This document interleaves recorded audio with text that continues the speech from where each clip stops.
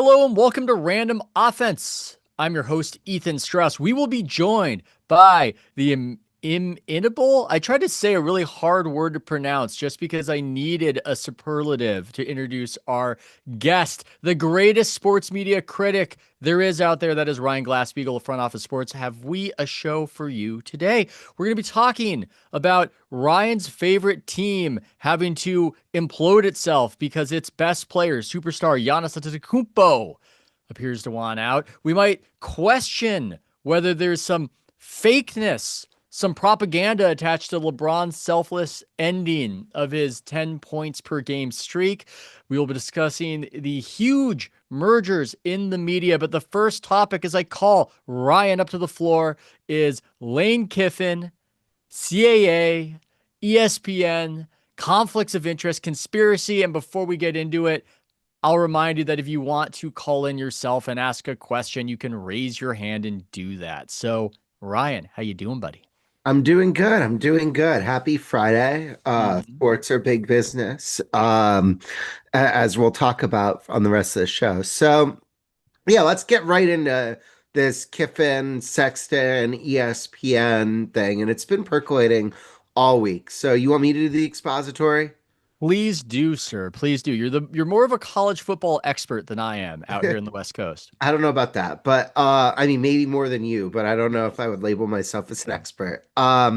So essentially, Lane Kiffin left Ole Miss for LSU this weekend. Have you seen this? Have you heard about this? No, tell me all about it. That's crazy. Aren't they good? Weren't they going to So the yeah, I playoff? mean it is crazy. Like, college football is unlike any other sport where literally like they're about to make the college football playoff. They could win a national title, and the coach bolts because he's going to a school where he thinks he'll have a better chance at winning a national title. Yeah. They're probably also paying him more. But Yes.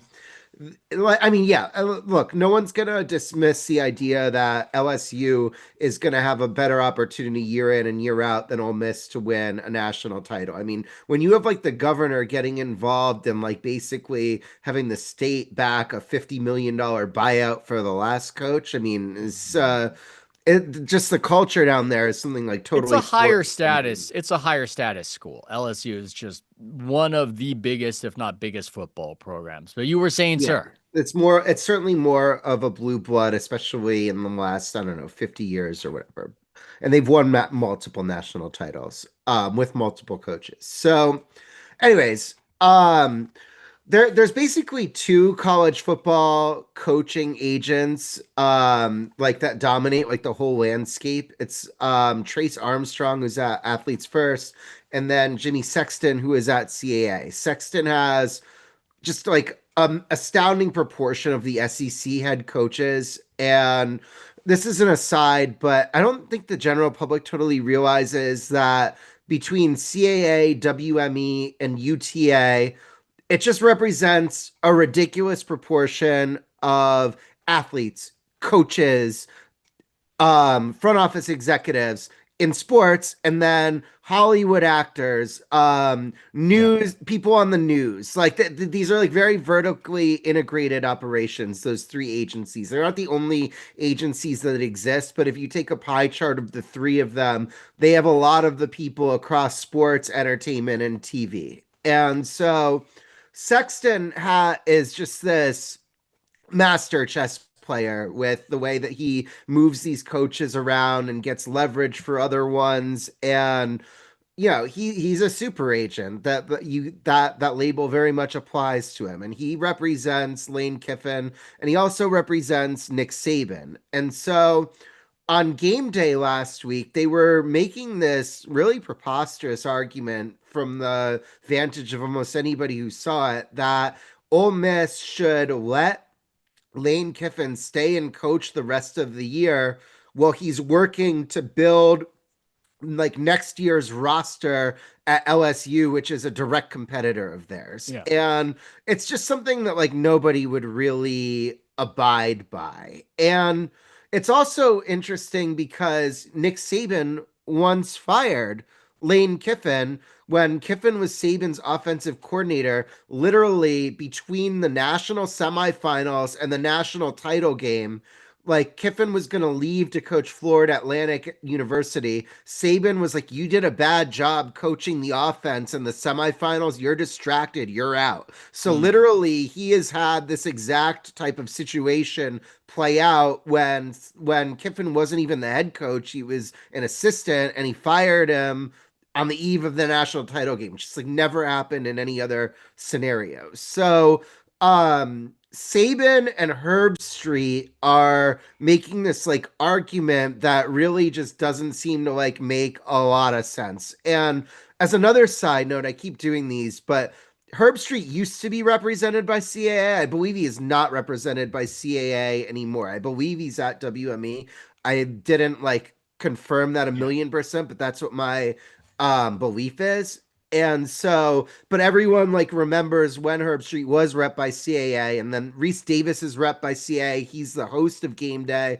I believe Desmond Howard is. He at least was. I don't know if he is anymore. So, and then Pat McAfee, they're saying he is, but he also used to be, but isn't anymore. So, anyways, we do have Saban and Rece Davis rep by CAA at the very least, and they're having this conversation that is in the CAA client's interest of saying that he because Kiffin wants to stay. He wants to be a shot at coaching in the playoffs and the national Mm. championship game potentially. But just from Ole Miss's perspective, he's literally going to a hated rival. So why would they allow that?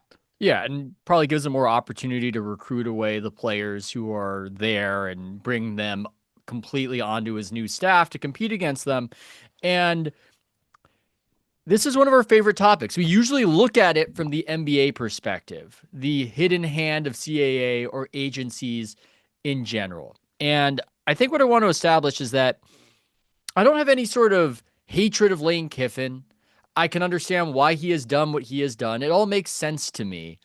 I just don't want to be lied to. I just don't want to be misled. And I don't want to be told that this isn't a conflict of interest.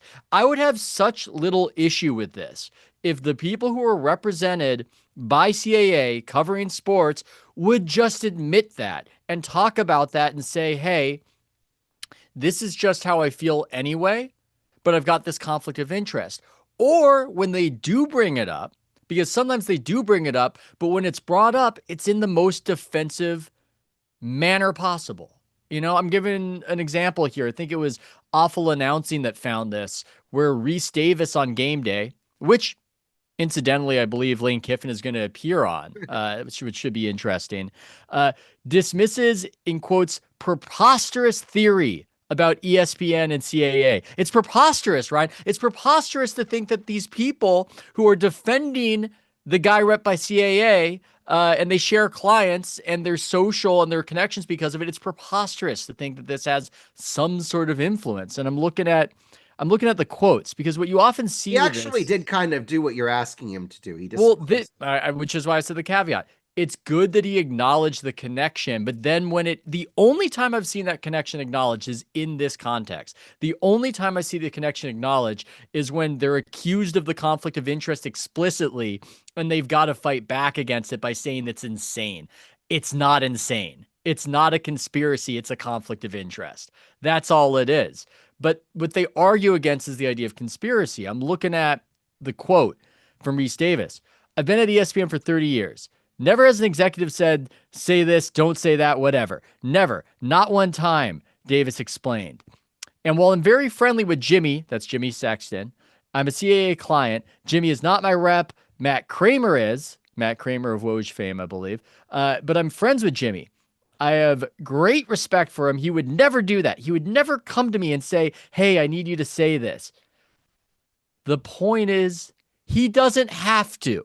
That's the point. That's the point of these connections. That's the point of leverage for CAA. That's one of the reasons they're involved in all of these different ventures. That is one of the reasons that people sign up with them is they've got that all-encompassing leverage and these connection points. The idea is not that you guys all get together and you form an explicit conspiracy.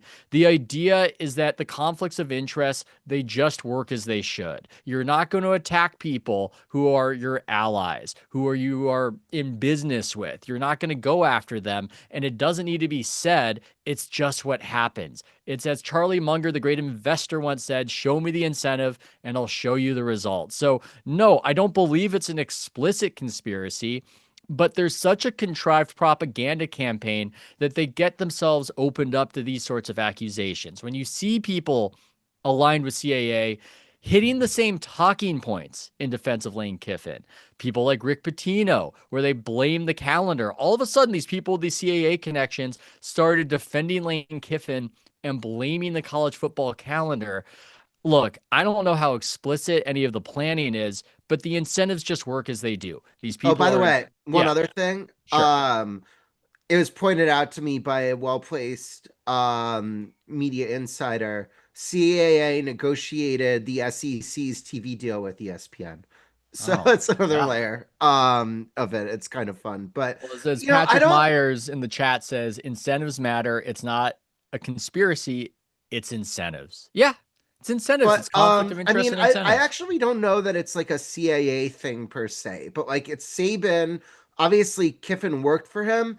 That And so matters. what Saban didn't disclose, even more beyond the agency connection, which is that they share Jimmy Sexton as an agent, Saban was advising Kiffin through this whole process. So Saban told him go to LSU, and that's not like something that is reported via anonymous sources or anything. That's something that Kiffin actually said in his LSU introductory presser. Now, you might think it's odd that Saban fired him at one point and now is advising him, but they do have sort of like I don't know, almost close to a father-son relationship or uncle nephew or whatever, but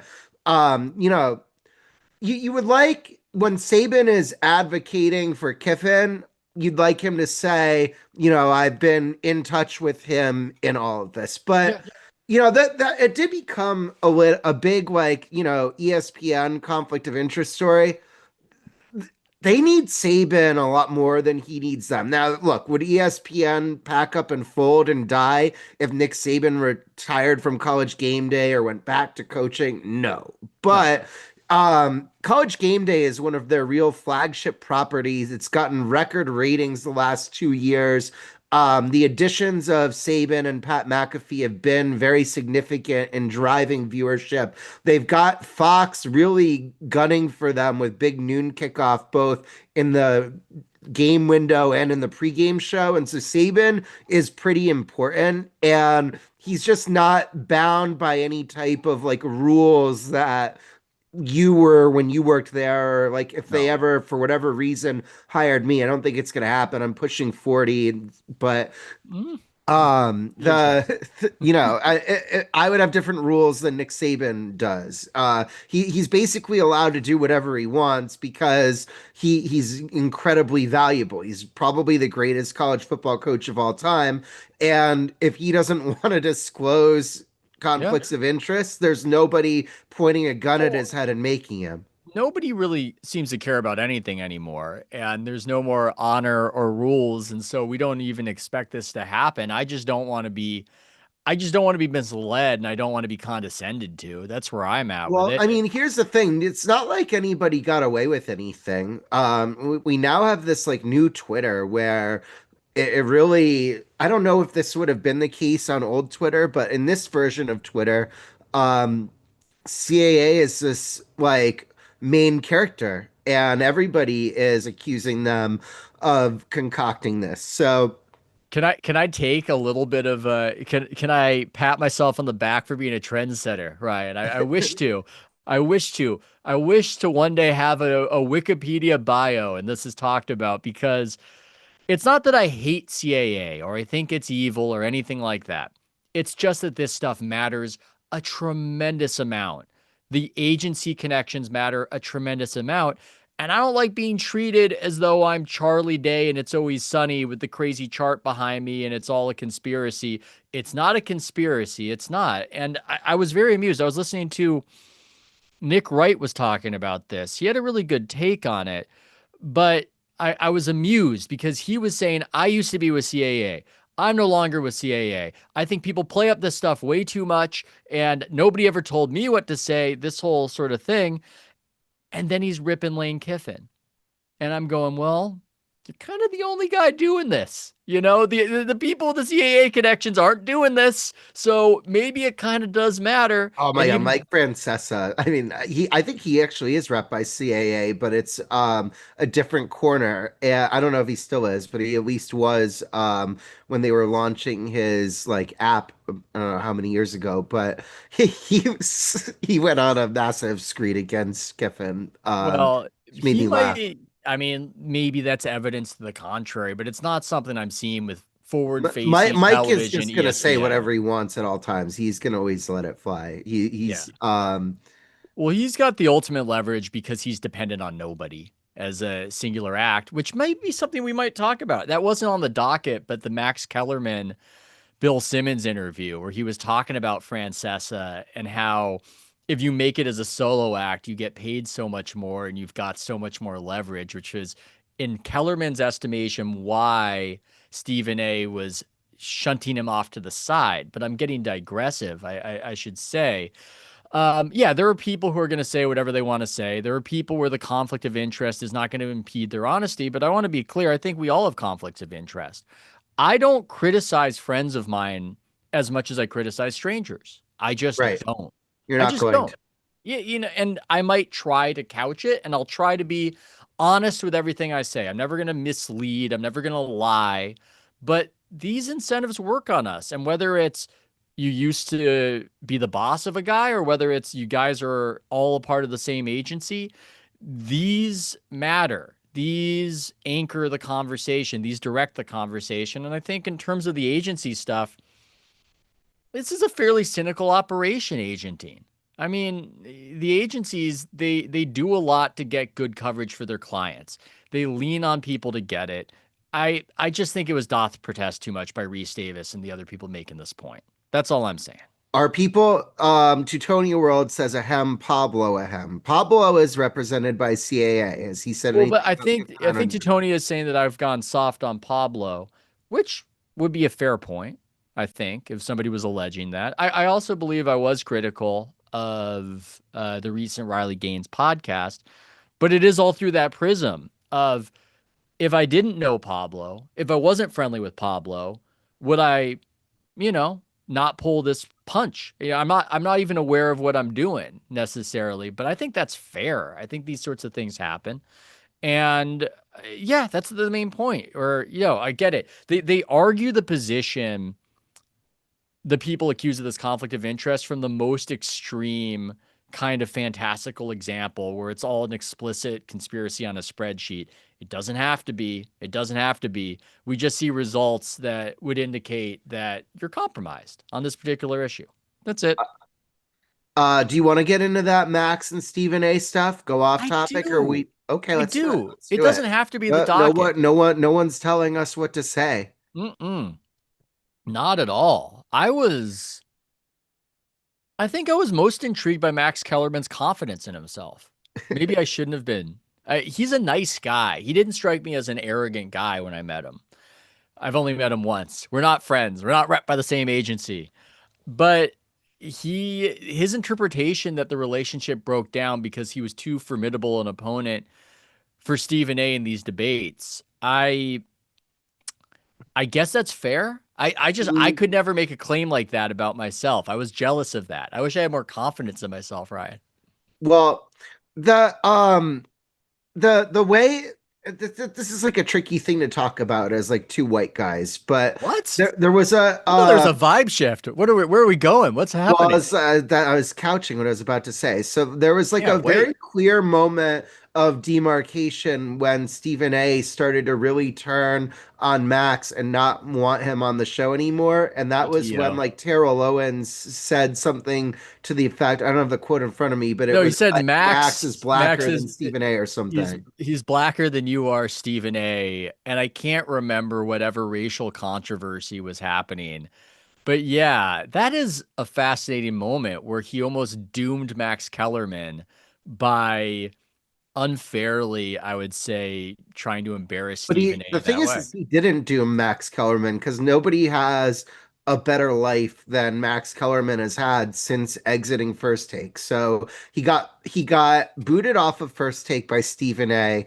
and it like when ESPN demotes you in a lot of cases, they give you a contract extension to come with the demotion. And so Max got a new deal at ESPN to host a show at 2 p.m. And then they fired him to make room for Pat McAfee. And so Max had 2 years at, like, I don't know, somewhere around 5 million a year where he could just do whatever he wanted all day. You had a year of that, and you said it was like not at 5 million. You weren't quite at Max Kellerman's pay level, Not but so much. you I remember you saying it, like, what like amazing time that was, where you're getting this ESPN paycheck and you can just go hiking all day. Yeah. And so he has that for 2 years. And then he gets into these deals with the Saudis and TKO and the Ringer. He's probably making more than he was at ESPN. He's on these premier fight properties, and he's going to do a podcast a few days a week with Rich Paul that I think that, look, maybe it may not do the biggest, like pardon my take numbers, like how many people listen to the whole show several times a week, but when they weigh in on a topic of like any type of significance, everybody's gonna see it. So Hmm. he's gonna be on this property now where his voice is probably going to have more resonance than it did when he was on First Take, and he's on these big boxing fights, and boxing is his lifelong Well, passion. So I don't think, like, I mean, Stephen A wound up I, in a roundabout way yeah. doing him a massive favor. Yeah, as often happens now with ESPN, but used to never happen in the past. In the past, when ESPN pushed you out, that was the end of your relevance. But as ESPN has waned in relevance, people find new opportunities. They find other things to do. From what I can see, it was about Kaepernick. It was about Kaepernick. That was the Terrell Owens, and I wonder Does about it, the it rate. doesn't really matter what it was about, right? I suppose I think it actually might have spoken to.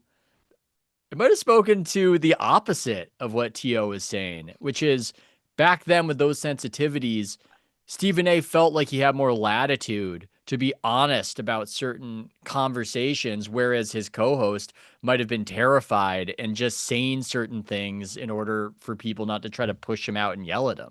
So it was about no one signing Kaepernick, I guess. I mean, it was a crazy time back then. It's a crazy time right now for different reasons. Uh yeah, it's a juicy breakup, Ryan. The Kellerman Stephen Well, A. like, what the funniest part about, I don't know if funny is the right word, but Stephen A took these shots for 6 years, like one after another, after another, after another, and Max said nothing. And then Max, in like a 90-second clip, basically is says something to the effect of, I'm a lot smarter than he is, and he didn't want to debate me. Mm, I mean, Stephen A is gonna have a response. Oh yeah. That's Sure as God made green apples. that's the peril of going to war with somebody who buys ink by the barrel. I would have trepidation. So that's a lot of boldness from Max Kellerman right there, I would I'm say. surprised it hasn't come yet. I am. I mean, it's going to be dramatic, is what it's going to be. Do you want to get into? Are you avoiding the honest conversation, Mr. Bucks fan? Are you avoiding No, that? I'm not avoiding it. I don't care. You don't care? You knew it? I No. know the Bucks fans in my life, they said he got us a championship. We've seen this coming for a while. He can't compete here. What are you going to do? That's more or less the vibe from That what I've is seen. the I mean, the issue is that after the championship, like, he's held the front office over a barrel for the last several off seasons, and they've made these succession of moves that have mortgaged the future. And so they Mm, may not be good again until like 2040. They don't have like first round picks as far as the eye can see. And now at the point where this is like finally coming, we've reached a juncture in the NBA where the Windhorst is talking about this. The executives don't want to give up several first round picks for anybody. Now, yeah. Desmond Bain just got a lot of like he fetched a bounty this past offseason. So I don't know how the tide could have shifted Well, literally since let's then. let's do some expository because All right. Giannis recently had that calf strain that people are questioning because it, It it did look comes fake. It looked like he he- was faking an injury. and he had it once before and it actually looked equally weird. So who knows? But it happens simultaneous with these leaks that he wants to be traded and he wants out. Now, because we do the media criticism and what people aren't saying, that sort of thing here. That's what we do. Yeah. I think that there is a far smaller range of trade possibilities for Giannis than what is being bandied about right now. Almost because it's more fun to talk about some of these scenarios. We're acting as though Giannis is saying, "Hey, trade me anywhere." And that's not what I hear from people behind the scenes. That's not what I'm hearing internally. It is more of a Sounds like trade he me. wants to go to the Knicks, right? He wants to go to New York. That's what you hear. That's what people say. Maybe he can That's what they change all his mind. say. That's what they say. Maybe he can change his mind. And I do think maybe he's not being a Lane Kiffin level scoundrel, but there are aspects, even if you can sympathize with him because the situation he's been in and how they don't have the talent. And you can say, I get it and I understand it. It's his turn to move on. There's another aspect where he wants to have it both ways, a little like Lane Kiffin. He wants to be the cuddly, nice guy who's loved by everybody. And he wants to put this pressure behind the scenes on the front office to make a lot of moves, as you said, that I don't think have worked out well and have put the organization in a precarious situation. And now additionally, he is reducing the leverage that the Bucks have to fetch this bounty that they want because there is not a long list. This seems more like an Anthony Davis asking out situation is what I'm saying. Then please, I'm Kevin Garnett. I've had it with Minnesota. Just trade me somewhere good. That doesn't look like this right now. Well, there's not that many places that have the type of like assets to trade for him that would like command. I mean, I don't even know if the Knicks are one of them, but it's Yeah. basically like the Nets and the Spurs, as far as I'm told, where like those are the ones who have like enough of these picks to make it really worth the Bucks' while. Now, like we see like when the Bucks when he's out, they're terrible. Like I Yeah. was watching them like lose a game by like they were down like 30 in the fourth quarter at home to the Blazers who stink a He few weeks ago. legitimately, even with Jokic doing what he does, he might be the best player. He actually still might be the best player, Giannis, and is underrated in part because of where he is and the lack of attention paid. And And they he's, people yeah. just don't respect like the big men as much as they do guards. I know No. Jokic is also a big Oh, man, but Titonia's got the hand up. We got our resident other Bucks fan here. We got our Bucks fan here. Let's bring him in. Let's bring him in. So I don't have a lot to add to this. I'm just going to steel man the other side as this kind of went nuclear a couple of days Mm. ago. The conspiracy take, first of all, what Glass mentioned on the injury seems kind of fake thing, but that's more fun to talk about than I think anybody really believes. The conspiracy take is that this all started when Windhorst went on local Cleveland radio and basically rewarmed up last summer's takes, and that there's actually not any new information here. That Windhorst did a local radio hit, gave the same old information. Sham says, yes, that's what I've been saying. The thought in look, I don't have sources, I don't know. The thought is Giannis has locked out Shams. Who really knows? And that really this is just the same old story reheated after the Bucks lose to the Wizards and have a really bad loss. Doc Rivers, who we all kind of think is probably a liar, then comes out and says it's the same Lane Kiffin kind of thing. Basically, comes out and says he hasn't asked for a trade. Well, does that mean his representation asked for a trade? You know, it's kind of politician speak. But there is, if I don't know what to believe, but to steelman the other side, there, if you really break it down, there's actually no new news here that the common man, like you guys may know better, but that the common fan is saying this is the same stuff we heard that we were fighting about in June.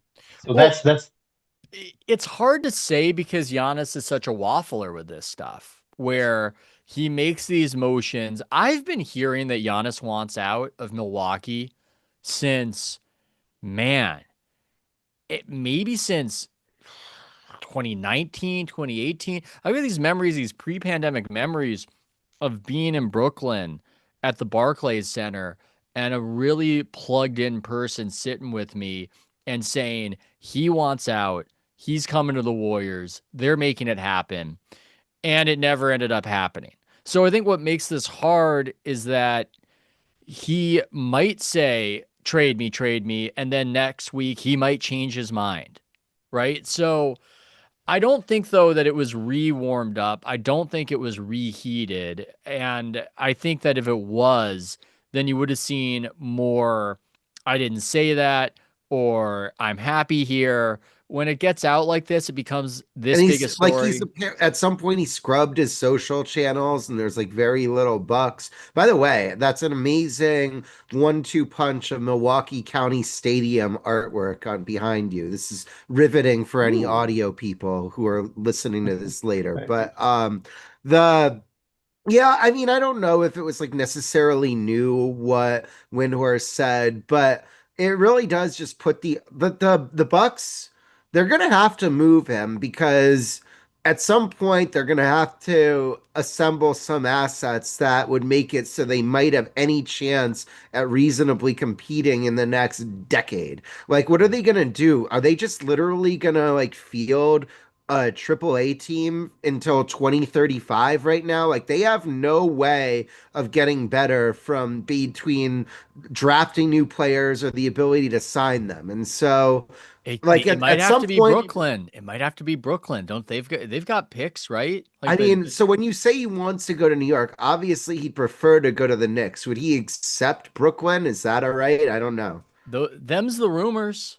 Them's the rumors. You It, know, it's it, if you can't get the Lakers, you get the Clippers kind of thing. And I'd imagine that the Nets just have more assets. I haven't run it through all the different Kevin Pelton, Bobby Marks scenarios, but there's just not a lot on the Knicks It's the that's Nets or the appealing. Spurs are the teams that have the assets to get him. I mean, the Thunder obviously do too, but why would they? Why would they have to want to pay him 60 million a year when they're fine without, they don't seem to have any issue. The funniest thing was the report that came out of Chicago from this guy, Lou Canellis. He's a local Fox yeah. anchor saying like that the Bulls told him no thanks. It's like, yeah, the Bulls have just been so great for the last 10 years. You can see why they wouldn't like think you could see why they think they would above a player of Giannis's caliber.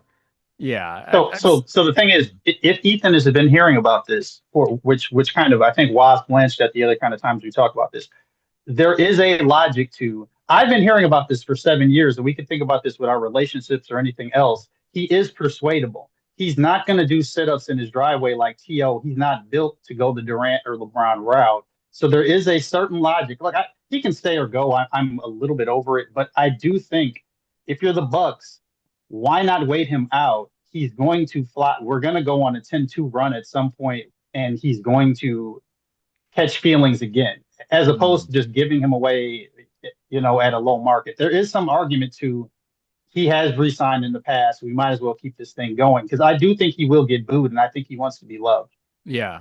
Well, I think it's just push for the Nets or nothing. I think that Yeah. probably is the way you go about it from the Milwaukee perspective. Yeah, you want Knicks. They have nothing really that we care about. They have nothing we want. All right. It's going to be Nets or nothing. Maybe there's a way you can get podcaster extraordinaire Michael Porter Jr. I don't know. I'm just thinking. I'm just spitballing here. Uh, just thinking about these different scenarios. And I will say, I will reveal that Waz is almost triumphant secretly to Tonia. He's triumphant over how this has exploded.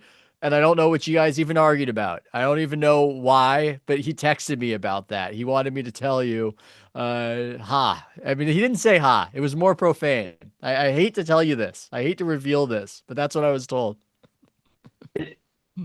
Just like previous generations were like, I don't believe in paying attention until January. I used to live and die with the NBA. It doesn't matter until the All-Star break. None of this matters. I mean, this is all just, I don't this is think it ESPN matters fodder. until the second round of the playoffs. Yeah, but there's a trade deadline, so that aspect might matter in this particular case. But yeah, the NBA, and this is a sad thing. I know people who do follow it ardently, but it has become more like baseball. It has become more, I follow my local team, and the national conversation is less interesting to people. I think aspects of it have worn on people. Stuff like this has worn on people. There's less of an appetite, even if we're talking about potentially the best player in the NBA wanting You to choose really who to play don't with. see these baseball players demanding out with 2 years left on their deal. No, no, it's more of an NBA thing. Well, we'll get to Tony out of here. I suspect he's coping, but he could be right. Who am I to say? Who am I to say about all of this? Um, Ryan, eventually we'll get to the mergers and the Yes. whole massive thing with media, but I do want to do some hating is what I Ooh, want to do right eating. here. So, some hating. Yeah, I want to do some hating. What can I say? I didn't want to be a hater. I didn't want to be a LeBron James hater. I never wanted it. I was never into it. I was a defender of his after the decision. I rooted for the Heatles. I didn't like all the Could you? outrage and the scorn. Yeah, I was rooting for him. I was rooting for them. I've loved watching his career. I on League Pass back in the day would be watching in the mid-aughts. LeBron is a phenomenon, and in many ways, his credentials they're beyond reproach. I mean, what an incredible career! But it reminds me of this, Ryan. It reminds me of this. There's a Family Guy scene where they're all going to die. The family is, and Peter Griffin says to his family that he didn't like The Godfather. An incorrect take, to be sure, and they ask why, and he says it insists upon itself. It insists upon itself. I feel that way with the LeBron thing and the legacy and the touting. It's just been a massive talking past the sale to such an extent that I'm almost trying not to downgrade him because emotionally I want to downgrade because I am tired of being talked past the sale. Prime example Thursday night. They're going against the Raptors. He's got this 10 points a game streak? A 10 points a game streak. Managing to score 10 points a game dating back to 2007. He's at 8 points. And on the final play, score tied, whips it out to the corner, passes up the opportunity to go and extend the 10-point streak. Lakers win. Massive ESPN media coverage on the sacrifice. I look, headline on ESPN, remarkable scoring run is over. Stephen A. Smith, LeBron's winning pass, a perfect example of why he's a top 2 player of all time. And he's making a big deal out of sacrificing for the win. What the hell are we doing here? There's no such thing as a 10-point a game streak. I have never heard of a 10-point a game streak. You I've never heard of it. I just spittle. I just look, you know what I think is impressive about LeBron? That he played over 2 decades at a high all-star level. I don't need to be talked in to this thing that has never existed before in any other context. And I would say additionally, Ryan, as I am ranting, it's an indicator of how susceptible you are to the next current thing. I'm throwing that out there.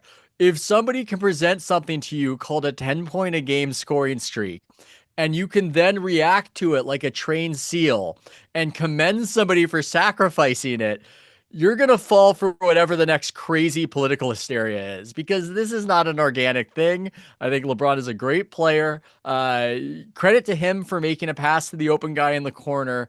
And then the final aspect of hate is he once scored 8 points in an NBA Finals game that was the biggest series in his career. What say you, Ryan? it's very clear that you don't bet on sports because this has been like a thing on gambling Twitter for years where people just like make these like outrageously large bets on LeBron to score 10 points Mm-hmm. and win every time until yesterday. So there was like a tweet that came out yesterday, like in the middle of the day. This guy is like, DraftKings is out here giving away free money. And he put out a screenshot of his $15,000 bet to win 500 on LeBron to score 10 points. And people have been like making those bets and they've been going like viral on the gambling circles of Twitter for years. And so like but like it was actually like a ludicrously low number. Like you were betting $26 to win one. Mm. But like I know that might seem stupid, but there's way more than a 26 out of 27 chance that he's going to score 10 points in any given game.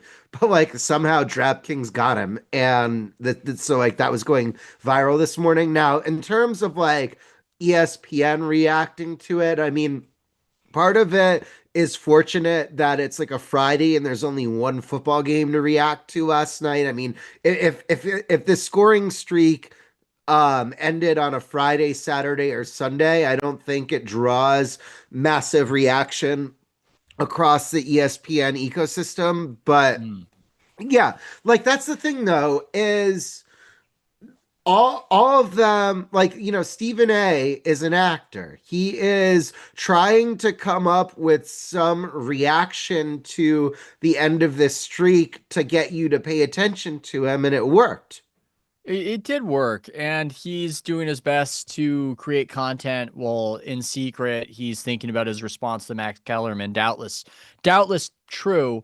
I was just throwing those out as random examples. I could just talk about a bunch of examples from the NBA world where I feel him gaslit with this weird propaganda that isn't needed. I don't need to be propagandized into thinking that LeBron has had a great or historic career. And there's just been this propagandizing You of it. missed the other button of Stephen A, calling him he's definitely a top two It was player of all time. it's good He's pointing out, little like, yeah, you're jab. still not top one. Yeah, and the talking past the sale part is I haven't thought about him scoring 8 points in the Mavericks finals game in a long time. And I went, "Oh my God." It is a weird sort of this almost damns him further. You were able to score 10 points in literally every game since 2007 in any sort of context, in any sort of condition, except when your team had a massive talent advantage in the NBA Finals that one time. Yeah, I do think, I mean, I arrived at the take that he's not Mike. We can't compare him to Michael Jordan. That's the take I arrived at. I would have arrived at it perhaps less hastily. I was never one of these guys, Ryan. I was never one of these guys that said the bad finals game earlier in his career keeps him from Michael Jordan status. I believe in redemption. I believe in arcs. I believe that building yourself up after that and beating the Warriors in 2016, that could overwhelm. But after being shown that he could always produce that much in any situation, I went back to it and I went, yeah, I think that alone, it's Mike number one. I hadn't realized that it was one of those like regular season streaks that by virtue of an asterisk omitted a poor finals performance. You just broke that news to me. It's weird, isn't it, that we're talking about a streak that's only regular season. I guess it's good for the regular season to matter for the NBA. So perhaps that's all for the great. But yeah, it's a streak that just didn't include the finals because I guess those games don't matter. I don't know. If you include Yeah. the finals, I guess Michael Jordan probably has the all-time 10-point streak, a thing that never existed to me prior to this. That's not a thing. That's just not a thing getting to 10 points. It's just Yeah. what are we doing here? What are we doing here? Um, mergers. We're going to talk about whether movies are done. We're going to talk about massive implications. Hey, man, this is the news right now. Netflix wants to buy Warner Brothers, wants to buy HBO. I know you've got thoughts, man. I know I you've got do. thoughts. So, we've talked several times about when Paramount wanted it and what a juggernaut that would create in sports. Netflix buying it really puts it tilts the entertainment world and has almost nothing to do with sports. Yeah. We'll get to that. But so basically, there's been three companies bidding: Comcast, Paramount, and Netflix. For some reason, it seems like the current WBD leadership prefers Netflix. I don't know whether it's because that means they're gonna like keep David Zaslav employed or he's gonna Mm. make more money from it, or I'm sure that there's some self-interest there from his perspective. I haven't sussed out what it is, but they announced last night Netflix won. So Netflix is going to acquire the studio and the HBO Max streaming service from WBD, and then WBD is going to send its cable networks, TNT, TBS, True TV, Discovery, etc., basically out on a life raft to die in the middle of the ocean. That's not what they're saying, but Mm. and that's what Comcast did with Versant, with like USA Network and CNBC, and the now MSN now and formerly known as MSNBC. Yeah. Um, this creates just a massive conglomerate in entertainment. You look at like not only the two streaming services, but the Warner Studio and the IP they have, whether that's like Harry Potter or DC Comics and their whole film library down the line. It really creates this massive entertainment thing. But it all feels like a ruse to me. It doesn't feel done. It feels like we're in the fourth inning. And whether that's because Paramount comes over the top of them with another bid and they're like, just kidding, we'll take this one. Or the Trump Justice Department gets involved and says this is too big. We've talked about how the Trump Justice Department can put its thumb on the scale and either give the green light or the red light to these types of deals. uh this idea that Netflix and WBD have announced that this is done and happening, my skepticism hat is on, and I don't believe that we've heard the last word. And it's not just from the right. There's also some objections on the left. In Variety, there's an article on Elizabeth Warren, senator out of Massachusetts, calling the merger an anti-monopoly nightmare. Netflix Warner Brothers would create one massive media giant with control of close to half of the streaming market, threatening to force Americans into higher subscription prices and fewer choices over what and how they watch, while putting American workers at risk. At Well, yeah, I risk. mean, but the production workers, the writers, the actors and actresses, when you look at like what type of like you look at the market share of the amount of like scripted content Netflix is creating and what Warner Brothers Studio is creating, and you have like you just take away a bidder in that marketplace. Now that's going to be true also if they went with Comcast or Paramount, but Yeah. this creates a company of like larger scale and a really really dominant like buyer at the top of this food chain in a way that I think that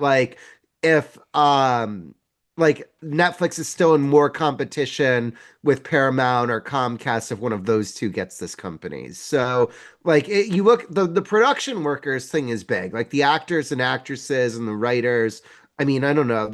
It's hard to feel as bad for them because they're not, physical laborers, but it does definitely create an imbalance at the top of like this ecosystem. The great tweeter Miles Brown says, "So you're saying I won't be able to go to the movies anymore, but I'll get worse movies faster from the comfort of my own home until I can't afford Netflix or my home anymore? I don't see what everyone is upset about." I saw Sandros, Netflix head honcho, talking about how people just don't want to go to the movies. And so there's a lot here. I mean, I've Well, it's got. because it's a chicken Mm. or the egg thing because the movies that have been in movie theaters are direct now because a lot of the talented creators are making this started with The Sopranos where now they're making 10-hour episodic series instead of a 2 to 3 hour movie. And so the movies are dreck. They're just putting out Yeah. like repurposed comic book and Star Wars stuff.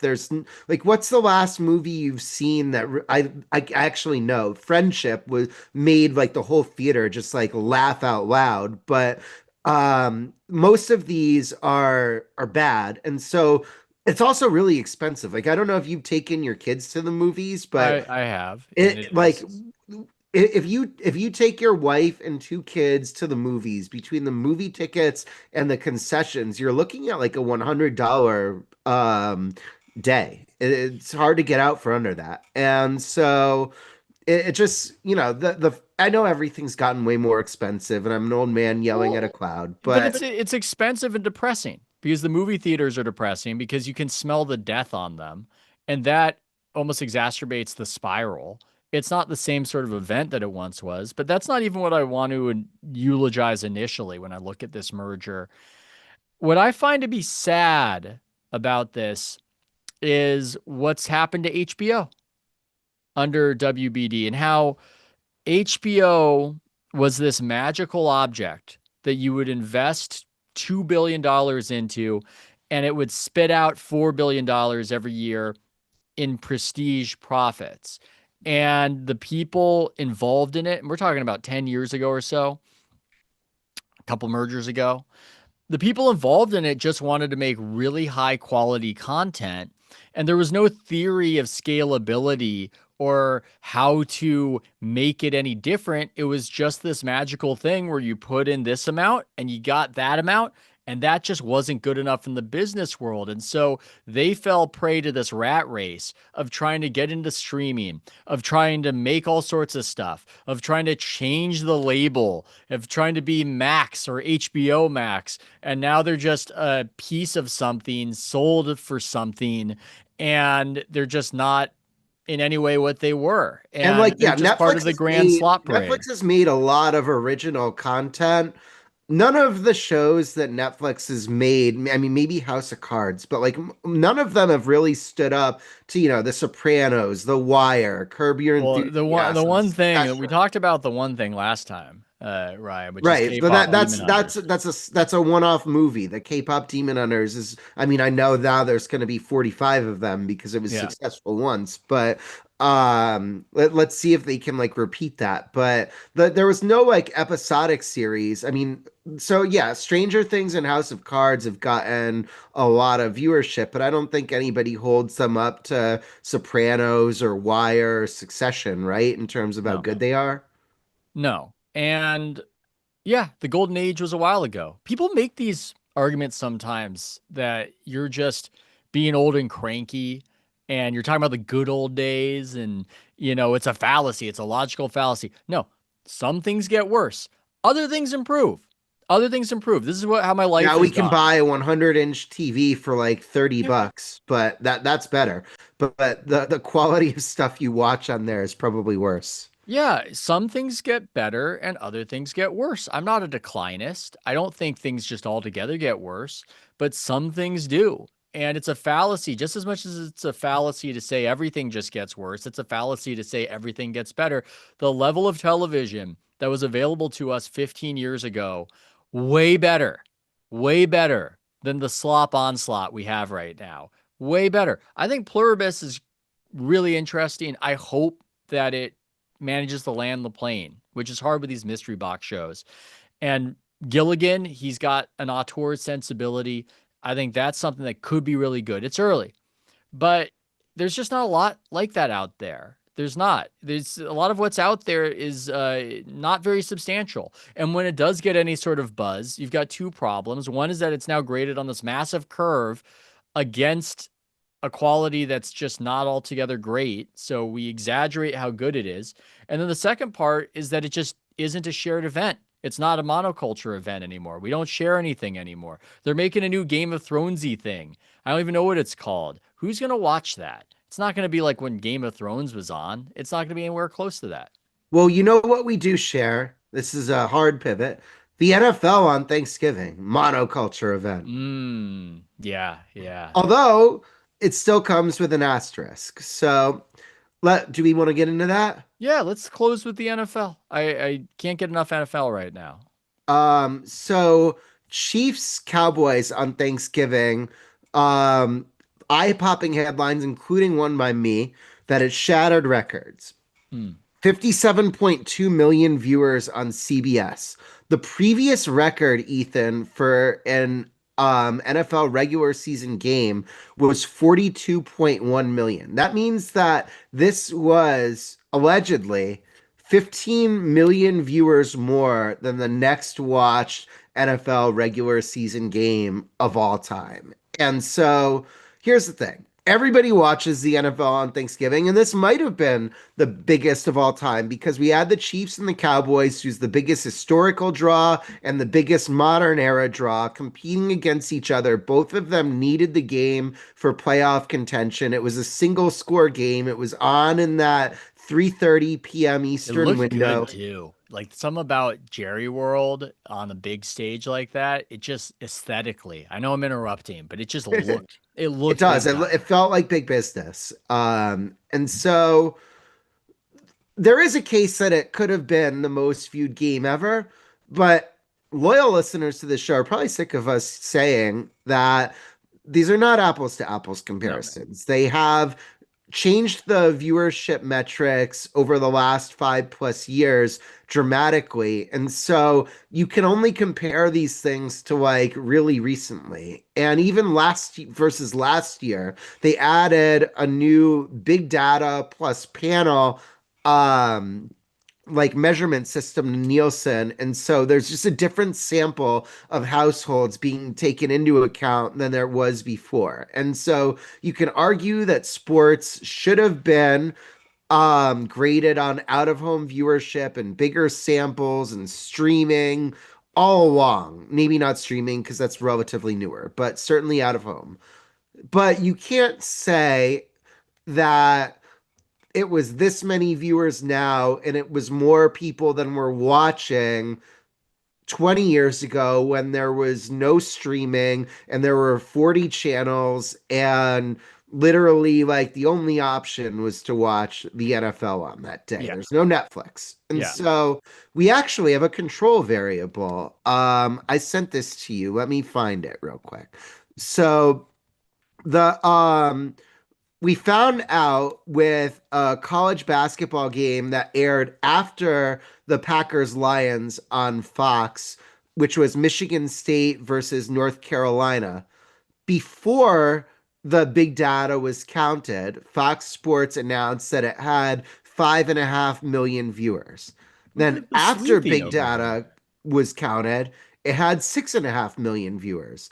This means, Ethan, for those of us who are not as good at math, that big data added 1 million viewers and approximately, I don't know, 18% to the total. And so we finally got a control variable to like figure out what big data adds. And I think that now we can just kind of assume that with these big live sporting events, it's adding 20% or so to the final till. That's a massive addition. Good sleuthing right there. And we're the only ones who care. Everybody just runs with the headline and the crazy premise that in a world of Netflix, aforementioned Netflix and YouTube, and kids not even liking sports as much as they used to, more people than ever are watching these NFL games. It's still the monoculture. It's the last thing we have. It's the closest thing we have to everybody watches it, but it is not It's as NFL, it's watched. big NFL games, especially on holidays and in the playoffs and presidential debates. Those are the two things we have Yeah. that everybody And watches.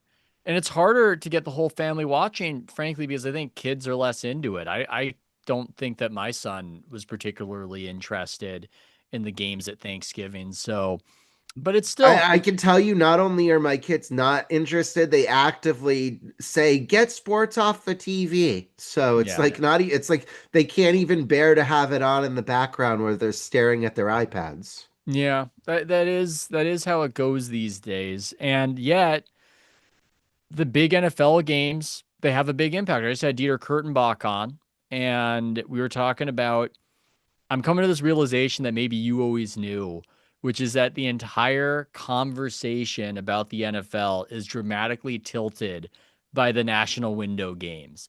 Ever more so after those Thanksgiving monster games. Oh, And it's absolutely, it's yes. ludicrous. Like we just had a big You know what? You know NFL. what's an example of that? Your 49ers have not played in a lot of national windows this year. Oh, I'm Nobody's aware. saying a damn thing about them. I'm aware. This is exactly what Dieter and I were talking about, where I'm going through the strange thing of watching the team I follow, which is in theory a big brand team, and there's a lot of hype about them before the injuries, and they just keep winning coming down the stretch with this classic Shanahan getting stronger down the stretch sort of scenario.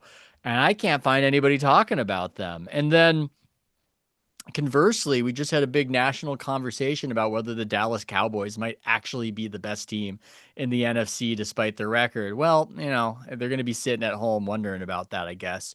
Yeah, it's just crazy. It's crazy the extent to which, if everybody saw it, that's going to be what the analysis is based on. And the games outside the national window just didn't even happen. Like those might as well have been on league Yeah, pass it's as like the why app. when your team plays bad, you want it to be in that Sunday 1 p.m. Eastern window, like because nobody sees it. Like they might see like short highlights on Red Zone, but they're not catching like the broader nuances. Yeah. I mean, the Niners had the Monday Night Football game over a week ago, but the quarterback threw in 3 interceptions, and then that dominates conversation instead of, well, they won easily despite that, which is, it's interesting. It's interesting, Ryan. This is good. This is good. This is a great show. I feel like we covered no politics. Should we just never do politics? Should that I be what we do? it does feel a little better. I mean, the and yeah, I think this is good. We covered what we wanted. We even Yeah. shoehorned in one or two other things in there, Yeah. and I feel like it was complete. Yeah, politics, stupid, don't know. We might return to it, we might not. Thanks so much to Ryan. Thanks to all of you. Check out his stuff at Front Office Sports. And until next time, folks, Good see ya. job by you. Good job by you.